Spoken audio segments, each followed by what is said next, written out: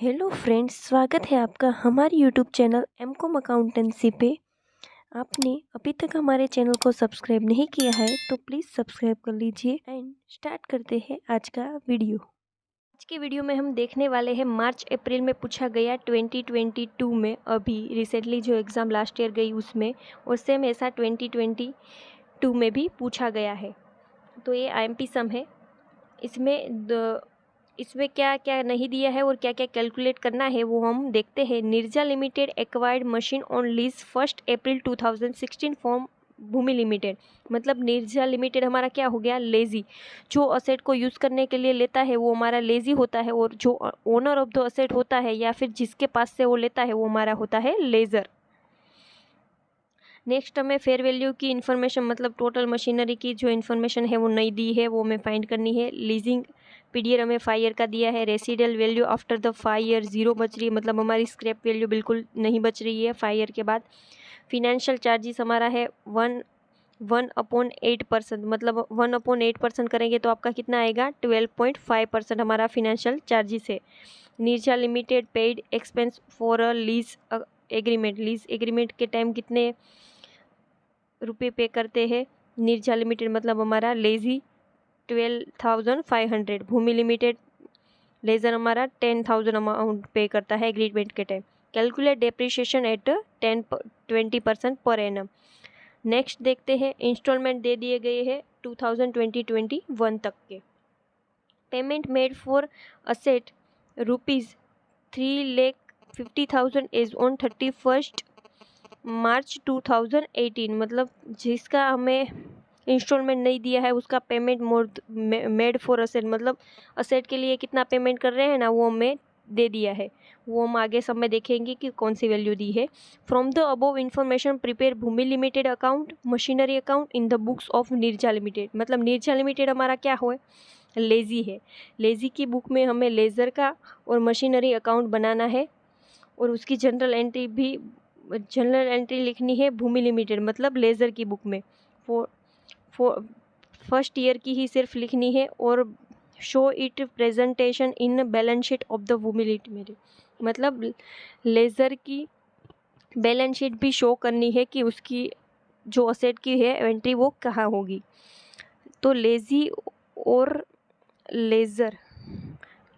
Laser के account में maximum 4 account ही बनते हैं, और लेज़ी में मैक्सिमम 4 अकाउंट बनते हैं, और लेज़ी में मैक्सिमम 2 अकाउंट बनते हैं। तो लेज़र में कौन से 4 अकाउंट बनते हैं, पहले तो लेज़र का, सेकंड है एफसी मतलब फिनेंशियल चार्जेस का, थर्ड है डेप्रिसिएशन का, और लास्ट है असेट का, जो हमने असेट लीज पे ली है। ये 4 अकाउंट मैक्सिमम लेज़ी के अकाउंट में बनते हैं, और लेज़र के अकाउंट में सिर्फ 2 अकाउंट बनते हैं, एफसी का और लेज़ी का। तो मैक्सिमम लीजिंग में 6 अकाउंट बनते हैं दोनों के मिला के। तो आगे हम कैलकुलेट करते हैं फिनेंशियल चार्जेस। सबसे पहले हमें फिनेंशियल चार्जेस चाहिए होगा अकाउंट बनाने के लिए, या फिर जनरल एंट्री लिखने के लिए भी हम हर साल कितना फिनेंशियल चार्जेस पे कर रहे। तो ऐसे टेबल बना देंगे, date, opening balance, installment, financial charges, closing balance and net value. जो अमाउंट हमें दी है वो हम लिख लेंगे। 1 अप्रैल से 16, 31 मार्च 17, 31 मार्च 18, 19, 20, 21 इंस्टॉलमेंट दिए हैं। उसमें से 18 का इंस्टॉलमेंट नहीं दिया है, लेकिन पेमेंट मेड फॉर असेट दिया है, वो है 3,50,000। तो वो हमारा नेट वैल्यू हो जाएगा, क्योंकि क्या बोला है कि पेमेंट के जो असेट के लिए पेमेंट करते हैं, तो net value is equal to क्या होता है, इंस्टॉलमेंट माइनस एफसी। तो इंस्टॉलमेंट में हमारी 2 अमाउंट ऐड होती है, असेट के लिए जितना पे करते हैं वो भी, और प्लस होता है फिनेंशियल चार्जेस। तो नेट वैल्यू का दूसरा नाम पेमेंट मेड फॉर असेट आपको बोले तो आपकी क्या हो जाएगी, नेट वैल्यू। तो वो हमारी हो गई 3,50,000। तो अब हम स्टार्ट नहीं कर सकते क्योंकि हमारे पास फेयर वैल्यू भी नहीं है। तो हम कहाँ से स्टार्ट करेंगे, लास्ट से। जब भी आपके पास स्टार्टिंग से स्टार्ट करने या फिर बीच से कभी भी कहीं से भी स्टार्ट ना हो सके, तो आप लास्ट से, जो लास्ट है इंस्टॉलमेंट, उससे स्टार्ट कर सकते हैं। क्योंकि लास्ट ईयर में इंस्टॉलमेंट में हम क्या लेते हैं, ओपनिंग बैलेंस पे, नॉर्मली हमारा ओपनिंग बैलेंस पे इंस्टॉलमेंट चार्जेस जो चार्जेस है वो हम कैलकुलेट करते हैं। लेकिन लास्ट ईयर में आपका ओपनिंग बैलेंस और इंस्टॉलमेंट का जो डिफरेंस अमाउंट है वो आपका फिनेंशियल चार्जेस रहेगा और आपकी क्लोजिंग बैलेंस रहेगी डैश। तो आपका इंस्टॉलमेंट में आपकी दो अमाउंट ऐड है, असेट की और फिनेंशियल चार्जेस की। तो हम एज्यूम कर लेंगे हमारी असेट की वैल्यू 100 है, उसमें हमारा फिनेंशियल चार्जेस कितना है 12.5%। तो दोनों ऐड होगी इंस्टॉलमेंट में। मैंने अभी बोला फिनेंशियल चार्जेस और पेमेंट ऑफ द असेट दोनों आपकी ऐड होगी इन इंस्टॉलमेंट में। तो एज्यूम कर लेते हैं कि पेमेंट ऑफ असेट हमारी 100 है, एफसी हमारा 12.5 है, तो टोटल हमारा कितना हो गया इंस्टॉलमेंट 112.5। तो हम इक्वेशन रख सकते हैं 112.5 पे 12.5% हमारा जो फिनेंशियल चार्जेस है वो है। तो हमारी लास्ट ईयर का इंस्टॉलमेंट कितना दिया है 3,37,500 पे कितना। तो ऐसे हम इक्वेशन रख लेंगे। तो हमारा लास्ट ईयर का फिनेंशियल चार्जेस आएगा 37,500। तो लास्ट ईयर का फिनेंशियल चार्जेस हमें मिल गया, तो उस पे से हम अपनी ओपनिंग बैलेंस अमाउंट फाइंड कर सकते हैं। क्या होगा इंस्टॉलमेंट माइनस एफसी करेंगे तो हमारी ओपनिंग मिल जाएगी, क्योंकि ओपनिंग माइनस इंस्टॉलमेंट की डिफरेंस अमाउंट क्या होती है एफसी की। और लास्ट ईयर का इंस्टॉलमेंट जो लास्ट ईयर का जो फिनेंशियल चार्जेस है वो आपका हमेशा माइनस में आएगा, मगर मतलब आपका इंस्टॉलमेंट है उससे आपकी ओपनिंग बैलेंस कम रहेगी। तो 3,07,000 क्योंकि हमारा लास्ट ईयर जो क्लोजिंग बैलेंस है वो क्या हो जाता है डैश। तो आप देख सकते हैं 3 लाख में से माइनस करेंगे 3,37,500, तो हमारा माइनस फिनेंशियल चार्जेस आ जा रहा है और लास्ट ईयर का फिनेंशियल चार्जेस आपका हमेशा माइनस में ही आएगा। तो हमें लास्ट ईयर का ओपनिंग बैलेंस मिल गया 3 लाख और इसमें से हमें नेट वैल्यू भी मिल गई 3 लाख लास्ट ईयर की। इंस्टॉलमेंट माइनस एफसी करेंगे तो 3 लाख आ जाएगा। यहाँ का ओपनिंग मतलब यहाँ का क्या होगा हमारा क्लोजिंग। तो 20 का हमें क्लोजिंग बैलेंस भी मिल चुका है 3 लाख। तो इस पे से हम अपनी ओपनिंग और फिनेंशियल चार्जेस फाइंड कर सकते हैं, बिल्कुल कर सकते हैं। जब भी आपको ओपनिंग बैलेंस और एफसी की अमाउंट नहीं दी है लेकिन आपको इंस्टॉलमेंट और क्लोजिंग की अमाउंट दी हो तो आप ओपनिंग अमाउंट अपनी कैलकुलेट कर सकते हैं। कैसे? तो हम ओपनिंग को अपनी एक्स एज्यूम कर लेंगे, तो हमारा फिनेंशियल चार्जेस हम ओपनिंग पे ही चार्ज करते हैं, तो वो हमारा इनडायरेक्टली कितना हो जाएगा 0.125x। तो हमारा नॉर्मल जो हमारा क्लोजिंग बैलेंस है वो हम कैसे कैलकुलेट करते हैं opening minus installment plus financial charges is equal to हमारा आता है क्लोजिंग बैलेंस। तो ओपनिंग बैलेंस हमने क्या एज्यूम किया है एक्स, इंस्टॉलमेंट क्या है हमारा 4,87,500 प्लस हमारा एफसी क्या है 0.125, तो हमारा क्लोजिंग आ जाएगा 3 लाख 3 लाख हमारा क्लोजिंग है। तो x प्लस 0.125 करेंगे तो 1.125x आ जाएगा और ये इस साइड जाएगा 4,87,500 तो प्लस हो जाएगा। तो हमारा x इज इक्वल टू कितना आ जाएगा 7 लाख। और 7 लाख क्या हो गया, हमने x क्या एज्यूम किया था अपना ओपनिंग बैलेंस। मतलब नॉर्मली आप जो पूरा स्ट्रक्चर है फिनेंशियल चार्जेस का वो कैसे बना है, मतलब कहाँ से कौन सी अमाउंट आ सकती है, वो पूरा इस वीडियो में बताने वाली हूँ कि कहाँ से आप मिसिंग अमाउंट फाइंड कर सकते हैं, या फिर कौन सी दूसरी मेथड है, या फिर नेट वैल्यू की तो कौन सी दूसरी मेथड है इन फिनेंशियल लीज के टेबल के हिसाब से। तो हमारा 7 लाख हमारा ओपनिंग बैलेंस आ गया 20 का, तो हमारा फिनेंशियल चार्जेस भी उससे मिल जाएगा, क्योंकि हम फिनेंशियल चार्जेस किस पे करते हैं ओपनिंग बैलेंस के। 7 लाख के 12.5% हो जाएगा 87,500। तो हमारा क्लोजिंग भी हम चेक कर सकते हैं इस हिसाब से, जो 3 लाख आया है वही आएगा। क्या होता है क्लोजिंग की formula opening minus installment plus FC. 7 lakh minus 4,87,500 plus 85,500 करेंगे तो हमारा 3 लाख आ जाएगा और नेट वैल्यू भी आ जाएगी हमारी 4,85,500। 87 करेंगे तो हमारी 4 लाख आ जाएगी net value is equal to installment minus FC. तो यहाँ का ओपनिंग यहाँ का क्या होगा हमारा क्लोजिंग, 19 का क्लोजिंग होगा 7 लाख। तो फिर से इसी हिसाब से हम कर लेंगे अपना, जो हमने 20 का जिस तरह से फाइंड किया एक्स एज्यूम करके, सेम वैसे ही हम एज्यूम करके हमारा ओपनिंग बैलेंस 19 का भी फाइंड कर लेंगे। जो एक्स प्लस इंस्टॉलमेंट है 5,37,500 प्लस 0.125x, मतलब जो आपकी अमाउंट मिसिंग है आप किस तरह से फाइंड कर सकते हैं वो मैं आपको बता रही हूँ। आपको अगर इंस्टॉलमेंट और क्लोजिंग की अमाउंट दी है तो आप ओपनिंग की फाइंड कर सकते हैं, क्योंकि हमारा ओपनिंग पे ही हम अपना फिनेंशियल चार्जेस पे करते हैं। तो इनडायरेक्टली हमारा ओपनिंग है वो कौन से किसके साथ रिलेटेड है, एफसी के साथ, क्योंकि एफसी हम फाइंड किस पे करते हैं, ओपनिंग पे। तो हमारा जब भी इंस्टॉलमेंट और क्लोजिंग बैलेंस हमारी टेबल में मिल जाती है हमें, तो हम अपनी ओपनिंग फाइंड कर सकते हैं। तो 2019 की कितनी हो जाएगी हमारी opening balance, 11 lakh. 11 lakh table में लिख लेंगे हमारे।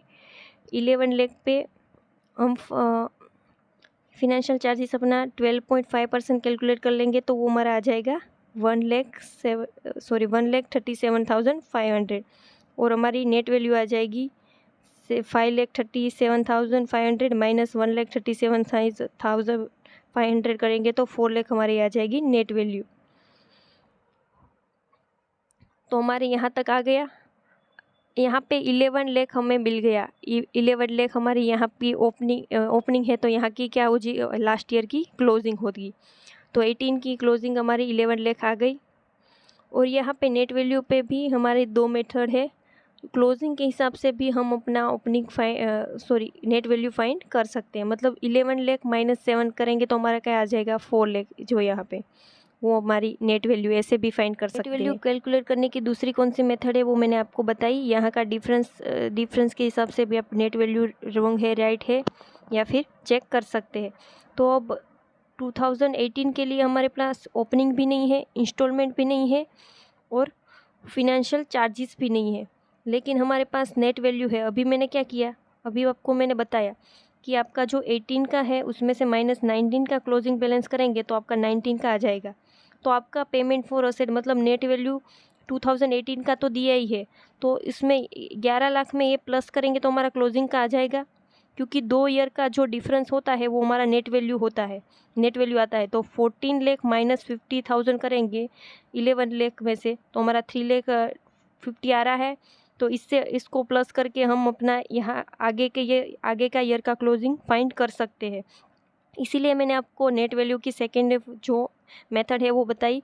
मतलब जो आप 17 में से माइनस 18 का अगर आप क्लोजिंग बैलेंस करते हैं तो आपको 18 की नेट वैल्यू मिलेगी। वैसे ही सेम आप 18 में से 19 का क्लोजिंग बैलेंस माइनस करेंगे तो आपको 19 की नेट वैल्यू मिलेगी। तो यहाँ पे आपको पेमेंट ऑफ असेट 18 का दिया है, बाकी कुछ नहीं दिया है, लेकिन पेमेंट ऑफ द असेट है वो दिया है। और मैंने सेम बताया कि उसका दूसरा नाम क्या है, नेट वैल्यू।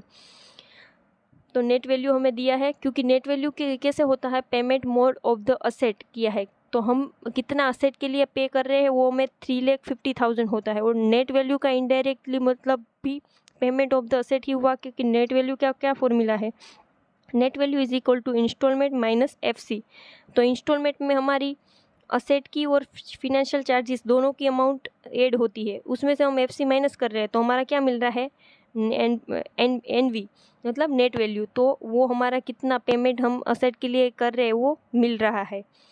तो 2 ईयर का आपका जो क्लोजिंग बैलेंस का डिफरेंस है वो आपका नेट वैल्यू मिल जाएगा। तो इससे हमारा आगे के ईयर का क्लोजिंग बैलेंस मिल जाएगा 14,50,000। यहाँ का 17 का जो क्लोजिंग है वो हमारा 18 का ओपनिंग हो जाएगा। ऑब्वियसली हमारा 18 का ओपनिंग हो जाएगा 14,50,000। तो इस पे हम अपना फिनेंशियल चार्जेस फी कैलकुलेट कर लेंगे, क्योंकि हम ओपनिंग पे हमारा फिनेंशियल चार्जेस कैलकुलेट करते हैं। तो 14,50,000 के 12.5% हमारा आ जाएगा 1,81,250। और इंस्टॉलमेंट हमें नहीं दी है तो, लेकिन हमें इंस्टॉलमेंट अब मिल जाएगा। इंस्टॉलमेंट भी आप 2 फॉर्मूला से फाइंड कर सकते हैं। जो आपको ओपनिंग दिया है उसमें से माइनस इंस्टॉलमेंट करेंगे प्लस एफसी करेंगे is equal to closing balance मिलता है। तो ये क्लोजिंग बैलेंस की हमारे पास वैल्यू है 11 लाख। एफसी की भी हमारे पास वैल्यू है 1,81,250, लेकिन हमारे पास इंस्टॉलमेंट की नहीं है। ओपनिंग भी हमारे पास है 14,50,000। तो मिसिंग एक अमाउंट है, तो हमारी वो मिल जाएगी। और दूसरे कौन सी तरह से आप फाइंड कर सकते हैं, नेट वैल्यू के हिसाब से। नेट वैल्यू आपकी कितनी है 2018 की 3,50,000। तो नेट वैल्यू की क्या फॉर्मूला है, net value is equal to installment minus FC financial charges. तो नेट वैल्यू आपकी है 3,50,000 is equal to financial charges. Installment आपका नहीं है, फिनेंशियल चार्जेस आपका है 1,81,250। तो ये इंस्टॉलमेंट हमें फाइंड करना है, तो 1,81,250 को आगे भेजेंगे तो प्लस हो जाएगा 3,50,000 में।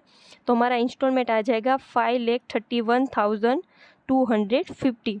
तो दो मेथड से आप इंस्टॉलमेंट फाइंड कर सकते हैं, और आपको पूरा नॉलेज भी मिल जाएगा कि मैथमेटिकल कैसे फिनेंशियल चार्जेस का पूरा टेबल बना है, कौन सी अमाउंट किस पर से आप फाइंड कर सकते हैं। तो आपकी इंस्टॉलमेंट आ जाएगी 5,31,250।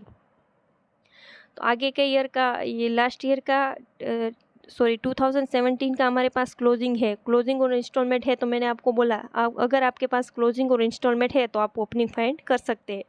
तो हमने जैसे पहले एक्स एज्यूम करके की, वैसे ही सेम आप ओपनिंग फाइंड कर लेंगे तो हमारा आ जाएगा 18 लाख ओपनिंग आ जाएगी। तो 18 लाख पे हम अपना फिनेंशियल चार्जेस कैलकुलेट कर लेंगे, तो हमारा फिनेंशियल चार्जेस आ जाएगा 2,25,000। और यहाँ का ओपनिंग मतलब हमारा क्लोजिंग आगे के ईयर का क्लोजिंग होगा, मतलब 16 का हमारा क्लोजिंग आ गया 18 लाख। और फर्स्ट ईयर में फर्स्ट डे पे हम फिनेंशियल चार्जेस नहीं पे करेंगे, तो 18 लाख प्लस करेंगे 2 लाख, तो हमारा ओपनिंग बैलेंस आ जाएगा 20 लाख।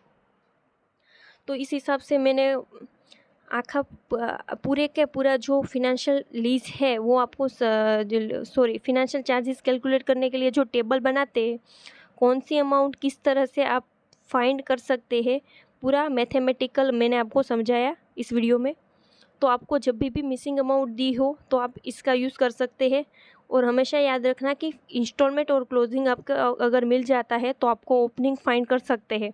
और दूसरा मैंने क्या बताया, नेट वैल्यू की दूसरी फॉर्मूला, नेट वैल्यू की जो फॉर्मूला है वो तो है ही इंस्टॉलमेंट माइनस एफसी, लेकिन दूसरी क्या है, जो क्लोजिंग बैलेंस है 2 ईयर का डिफरेंस, वो आपका नेट वैल्यू है। मतलब 18 लाख माइनस 14,50,000 तो 3 लाख आता है। फर्स्ट ईयर का नेट वैल्यू नहीं मिलेगा, नेट वैल्यू हमारा डिफरेंस नहीं आएगा, क्योंकि क्या होता है फर्स्ट ईयर में तो जो आपका इंस्टॉलमेंट होगा वही आपकी नेट वैल्यू हो जाएगी। तो 18 लाख माइनस 14,50,000 मतलब 3,15,000। 14,50,000 माइनस करेंगे 18 का क्लोजिंग बैलेंस 11 लाख, तो आ जाएगा 3,50,000। 11 लाख में से माइनस करेंगे 7 लाख, तो आ जाएगा 4 लाख। 7 लाख में से माइनस करेंगे 3 लाख, तो आ जाएगा 4 लाख। और लास्ट ईयर का क्लोजिंग बैलेंस हमारा नहीं डैश, हमेशा डैश ही रहता है, तो लास्ट ईयर की नेट वैल्यू तो इंस्टॉलमेंट माइनस फिनेंशियल चार्जेस के हिसाब से ही होगी। तो आगे हमें क्या फाइंड करने को बोला है, अब हम सबसे पहले जनरल एंट्री लिख लेंगे बुक्स ऑफ भूमि लिमिटेड की बुक में फर्स्ट ईयर की। अगर आपको फर्स्ट ईयर की दी है और आगे 5 ईयर, कितने साल, 1 2 3 4 5 ईयर की एंट्री दी है, तो कौन कौन सी रिपीट होगी और कौन सी एक ही बार आती है, तो हम वो देखते हैं पहले जनरल एंट्री में। तो फर्स्ट एंट्री क्या होगी हमारी, भूमि लिमिटेड मतलब क्या है, लेज़र ने जो सेल ऑन लीज पे असेट दी है उसकी एंट्री होगी। किसको दी है, नीरजा लिमिटेड मतलब लेजी को, तो लेजी के अकाउंट में डेबिट होगी to sale on lease account. First entry हमारी जो असेट को लीज पे दी है उसकी होगी, 20 लाख हमारी फेयर वैल्यू है, उसको डेबिट और क्रेडिट कर देंगे। सेकेंड एंट्री होगी हमारा, अगर हमारे पास सम में बोला गया है एग्रीमेंट चार्जेस, फिनेंशियल अगर एग्रीमेंट के टाइम पे चार्जेस पे किए हैं तो उसकी सेकेंड एंट्री होगी। तो इस सम में हमें दिया है चार्जेस पे किए हैं दोनों ने लेकिन हमें किसके लिए देखने हैं, लेज़र के, क्योंकि हम लेज़र का जनरल एंट्री लिख रहे हैं। तो सेकंड एंट्री एक्सपेंस की होगी, lease expense account debit to bank account 10,000, lessor का लेंगे। थर्ड एंट्री होगी हमारी डाउन पेमेंट की, फर्स्ट अप्रैल 2016, ये हमारी फर्स्ट डेट पे ही एंट्री है सारी हमारी, क्योंकि ये भी एग्रीमेंट के टाइम हम पे कर रहे हैं वो एक्सपेंस की है, ये हम सेल पे दे रहे हैं वो भी हमारी फर्स्ट डेट की एंट्री है, और डाउन पेमेंट भी फर्स्ट डेट पे ही दिया जाता है। तो bank account debit to Nirja limited account credit 2 lakh, down payment हमारा 2 लाख का है।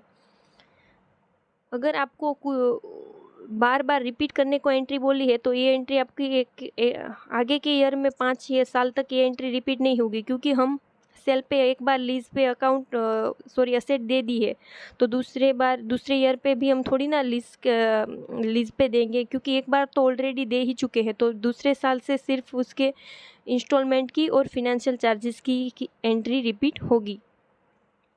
तो ईयर एंडेड की एंट्री है, फर्स्ट ईयर की है अभी भी हमारी 31 March 2017, bank account debit to Nirja limited account, हमारा इंस्टॉलमेंट की एंट्री है 5,75,000, और उसके बाद हम फिनेंशियल चार्जेस की एंट्री करेंगे। फिनेंशियल चार्जेस की एंट्री होती है लेज़र के अकाउंट में, Nirja limited debit to financial charges account credit 2,75,000, और फिनेंशियल चार्जेस का अकाउंट बंद कर देंगे, financial account debit to P&L account, यहाँ पे क्रेडिट है और यहाँ पे डेबिट, मतलब हमारा फिनेंशियल चार्जेस का अकाउंट भी क्लोज हो गया। अगर आपको यहाँ पे हमें सिर्फ फर्स्ट ईयर की बोली है, लेकिन आपको 5 साल की एंट्री बोली होती तो आपको ये 3 एंट्री है वो हर साल में रिपीट होगी। आगे की 3 एंट्री है वो सिर्फ आपकी फर्स्ट ईयर में ही आएगी। तो अगर 5 साल की बोली होती तो ये 3 ही एंट्री आपके रिपीट करते जाते और इंस्टॉलमेंट और फिनेंशियल चार्जेस की जो अमाउंट है वो चेंज करते जाते। सेकेंड हमें क्या बनाने को बोला है, भूमि लिमिटेड का अकाउंट बनाना है। तो हम भूमि लिमिटेड का अकाउंट बना देते हैं अपने बुक में। भूमि लिमिटेड कौन है, हमारा लेज़र।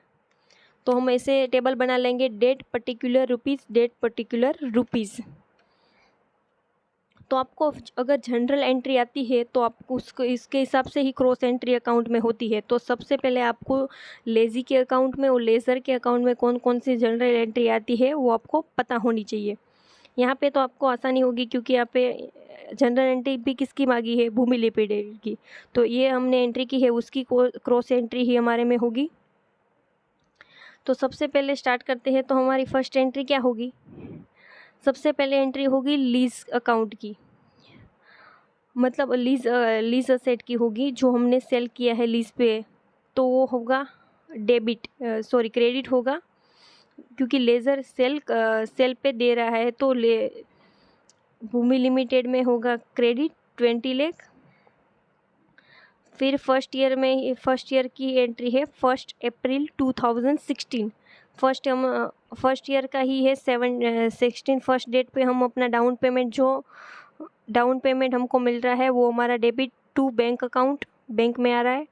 सेकंड भी हमारे जो इंस्टॉलमेंट की ईयर एंडेड एंट्री है वो फर्स्ट ईयर की है, तो 1 मार्च 2017 की होगी टू बैंक अकाउंट। ये भी हमारी कौन सी है, इंस्टॉलमेंट की एंट्री है। एक कौन सी जनरल एंट्री ये लेज़ी की देखनी पड़ेगी हमें। लेज़ी के अकाउंट में क्या हो रहा होगा, lease account debit to Bhumi account credit. तो भूमि अकाउंट क्रेडिट हुआ तो भूमि के अकाउंट में हमने क्रेडिट कर दिया लीज अकाउंट। वैसे ही सेम हमारी ये डेबिट की क्या एंट्री हुई होगी उसके लीजी के अकाउंट में, Bhoomi account debit to bank account. तो भूमि का अकाउंट उसमें डेबिट है, तो भूमि के अकाउंट में भूमि का नाम नहीं आ सकता, तो हमारे किससे हमने क्रेडिट किया है, बैंक से हमारे, तो वो हमारी डेबिट हो जाएगी बैंक अकाउंट। और फर्स्ट ईयर का फिनेंशियल चार्जेस भी हम लिख लेंगे। फर्स्ट डेट पे फिनेंशियल चार्जेस नहीं होता, लेकिन हमारा फर्स्ट ईयर पूरा है, वो पूरे ईयर की एंट्री है, तो ईयर एंड डेट पे तो हमारा फिनेंशियल चार्जेस हमने कैलकुलेट किया है 31 मार्च 2017 को, कितना है हमारा 2,25,000। सेम इसी तरह से हम जिसका साइड टोटल ज़्यादा है वो हम कैलकुलेट कर, किसका टोटल ज़्यादा होगा, हमारा क्रेडिट बैलेंस ज़्यादा है सबसे ज़्यादा 20 लाख प्लस 2,25,000, तो डिफरेंस अमाउंट किस साइड आएगी, डेबिट साइड। तो डिफरेंस अमाउंट आ गई हमारी 14,50,000। ये ईयर 2017 की जो हमारी क्लोजिंग एंट्री है वो हमारी 1 अप्रैल 2017, मतलब नेक्स्ट ईयर के लिए ओपनिंग होगी, तो हम नेक्स्ट ईयर कर लेंगे बैलेंस ब्रोट डाउन। फिर नेक्स्ट ईयर से सिर्फ आपकी 2 ही एंट्री अकाउंट में होगी, bank account and financial charges account. तो हमारी 2 एंट्री फिनेंशियल चार्जेस और एफसी अकाउंट की हम ऐसे ही अपने अकाउंट में देते जाएंगे, और जो क्लोजिंग बैलेंस है वो नेक्स्ट ईयर में ट्रांसफ़र करके ओपनिंग करते जाएंगे। तो इस तरह से हम अपना पूरा बना लेंगे, तो लास्ट तक हमारा दोनों मेंटेन हो जाएगा, मतलब 3 लाख देखिए 3,37,500, 3,37,500 दोनों साइड सेम हो जा रहा है। अगर आपको रेसिडियल इनकम आपकी यहाँ पे 0 दी है ना, वो रेसिडियल इनकम वैल्यू आपकी अगर 5,000 दी होती तो इतनी अमाउंट आपकी बचती बाद में, लेकिन हमारे यहाँ पे रेसिडियल वैल्यू कितनी दी है, 0, तो यहाँ पे दोनों साइड सेम सेम हो जाएगा। नेक्स्ट हमें क्या बनाने को बोला है, मशीन अकाउंट, और मशीन अकाउंट के लिए हमें क्या चाहिए होगा, डेप्रिसिएशन। तो डेप्रिसिएशन के लिए हमें क्या बोला है, 20% पर एनम, मतलब कौन सी मेथड है हमारी, सेम ही रहेगी हर साल डेप्रिसिएशन। तो 5 ईयर का है तो आप वैसे भी करिए, 5 ईयर का 20%, ये फर्स्ट ईयर का 20, सेकेंड ईयर का 20, तो लास्ट ईयर 5 ईयर का 100% हमारा जो असेट है वो डेप्रिसिएट हो जा रही है। तो सेम आप इस तरह से भी कर सकते हैं, cost of asset plus installation charges minus scrap value. Cost of asset मतलब हमारी असेट की वैल्यू कितनी है, 20 लाख। इंस्टॉलेशन चार्जेस किसके लेंगे, यहाँ पे हम आपको खास याद रखना है, इंस्टॉलेशन चार्जेस जो है वो हम लेज़ी के लेंगे। क्यों, क्योंकि लेज़ी के अकाउंट में डेप्रिसिएशन का अकाउंट बनता है, वो तो मैंने पहले ही किया था, लेकिन जो असेट है वो हमने लेज़ी को दी है, तो लेज़र को तो मतलब डेप्रिसिएशन कैलकुलेट नहीं करना होता है, तो कैलकुलेट किसको करना होता है, लेज़ी को, क्योंकि वो असेट को यूज़ कर रहा है तो वो डेप्रिसिएशन कैलकुलेट करेगा, लेज़ी नहीं। तो जो लेज़ी का इंस्टॉलेशन चार्जेस है वो ही हम यहाँ पे ऐड करेंगे, जो लेज़ी का दिया है वो है 12,05,500 upon estimated life of use कितना है, 5 ईयर।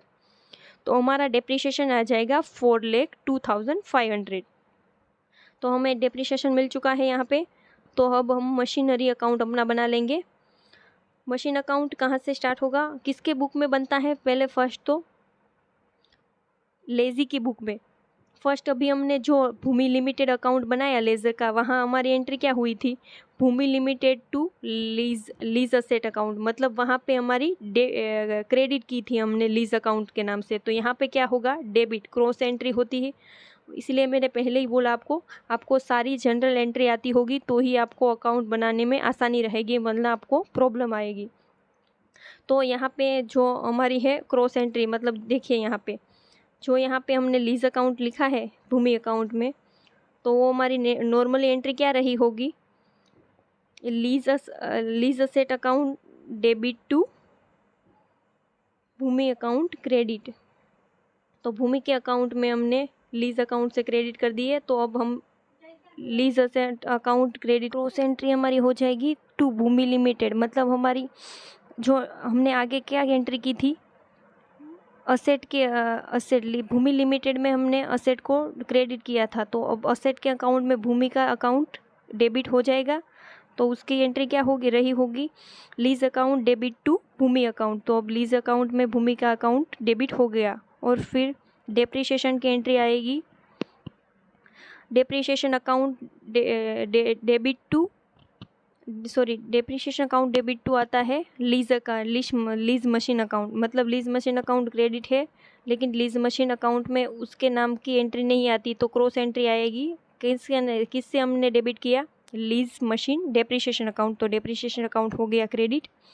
और फिर हमारा फर्स्ट ईयर में क्या आएगा, बैंक चार्जेस भी आएगा, एग्रीमेंट, मशीन अकाउंट, क्योंकि हमने लेज़र का जो जनरल एंट्री लिखा उसमें भी हमने फिनेंशियल लीज एग्रीमेंट की सेकेंड एंट्री आती है। मैंने कहा था लीज एक्सपेंस को हम डेबिट कर देंगे टू बैंक अकाउंट से 12,500 क्रॉस एंट्री आती है। तो हमारा टोटल किस साइड ज़्यादा है, डेबिट साइड 20,12,500 टोटल हो गया हमारा। तो वैसे ऐसे ही हम अपना पूरा लीज मशीन अकाउंट ले लेंगे। यहाँ का क्लोजिंग है वो यहाँ का हमारा ओपनिंग हो जाएगा, और बाकी सब ईयर में तो हमारा सिर्फ डेप्रिसिएशन की अकाउंट एंट्री आएगी, क्योंकि फर्स्ट ईयर में ही हमने लीज पेमेंट किया है। लीज एग्रीमेंट के टाइम पे एक्सपेंस होता है वो एक ही बार होता है, क्योंकि एग्रीमेंट एक ही बार बनता है। तो बाकी सब ईयर में तो हमारी डेप्रिसिएशन की एंट्री आएगी, जो डेप्रिसिएशन की क्रेडिट एंट्री आ जाएगी। क्रेडिट एंट्री लिखते जाएंगे और हमारा बैलेंस क्रेडिट डाउन है वो भी क्रेडिट साइड आता जाएगा। तो लास्ट में हमारा जो अकाउंट है वो मेंटेन हो जाएगा 4,02,500 से, जो जितना फिनेंशियल चार्जेस है उतने से हमारा अकाउंट मेंटेन हो जाएगा, बाकी कोई वैल्यू नहीं बचेगी। फिर हमें क्या बनाने को बोला है, show its presentation in balance sheet of the Bhumi limited. Bhumi limited की बैलेंस शीट बनानी है, मतलब भूमि लिमिटेड हमारा क्या हो गया, लेज़र। तो लेज़र की एंट्री बनाएंगे तो हम ऐसे अपना पूरा बैलेंस शीट बना लेंगे। बैलेंस शीट तो नहीं बनाएंगे, क्योंकि हमें पता है हमें कौन सी एंट्री करनी है, सिर्फ असेट की एंट्री दिखानी है। तो हम अपना सिर्फ लायबिलिटी का पोर्शन है सिर्फ इतना ही लिखेंगे, क्योंकि लायबिलिटी दिखाना तो ज़रूरी है, क्योंकि हम कौन सा बैलेंस शीट में अपनी एंट्री दिखा रहे हैं, तो लायबिलिटी दिखाना तो पड़ेगा। तो हम इतनी छोटी सी लाइन में लायबिलिटी एल लिख के दिखा देंगे। फिर असेट, फिर कितने ईयर का, सारे ईयर का हम अपना एक ही बैलेंस शीट बना देंगे, तो अलग अलग बनाने की ज़रूरत नहीं पड़ेगी। 2016-17, 17-18, 18-19, 19-20 और 20-21 लास्ट ईयर है हमारा, 5 ईयर के हो गई। तो सबसे पहली एंट्री क्या होगी, लीज असेट अकाउंट, मतलब लीज सेल कितने पे सेल किया है असेट, कितने पे लीज पे दिया है असेट को, 20 लाख। लेज़र ने 20 लाख पे असेट को लीज पे दिया है, तो उसकी 20 लाख है, और बाद में उसको कितना पेमेंट मेड फॉर असेट, मतलब असेट के बिहाफ में उसको कितना मिल रहा है, 2 लाख। मतलब यहाँ पे क्या आएगा, आपका नेट वैल्यू आएगा, financial charges installment minus financial charges को डिफरेंस अमाउंट होगी नेट वैल्यू, वो आपकी आएगी रिसीवेबल में, क्योंकि वो आप सिर्फ इतनी ही अमाउंट आप असेट के लिए रिसीव कर रहे हो, बाकी तो पूरा इंस्टॉलमेंट आप माइनस करोगे तो आपको उसमें तो आपकी फिनेंशियल चार्जेस की एंट्री भी होगी। तो फिनेंशियल चार्जेस तो हमारा असेट में नहीं आएगा, वो कहाँ पे आता है, प्रॉफिट एंड लॉस अकाउंट में। तो सिर्फ असेट की वैल्यू यहाँ पे होगी। तो फर्स्ट ईयर में हमने 2 बार रिसीव किया है अपना नेट वैल्यू।